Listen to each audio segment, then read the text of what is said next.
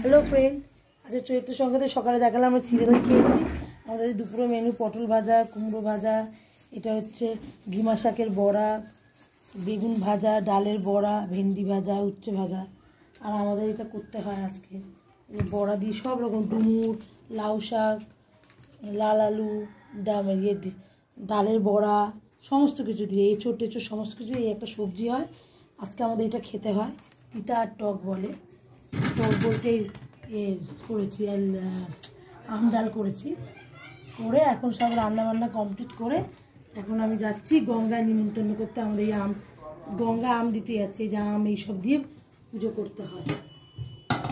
এখন গঙ্গায় যাচ্ছি, এসে রান্নাবান্না কমপ্লিট করে এখন গঙ্গায় যাচ্ছি, তবে এসে খাওয়া দাওয়া হবে।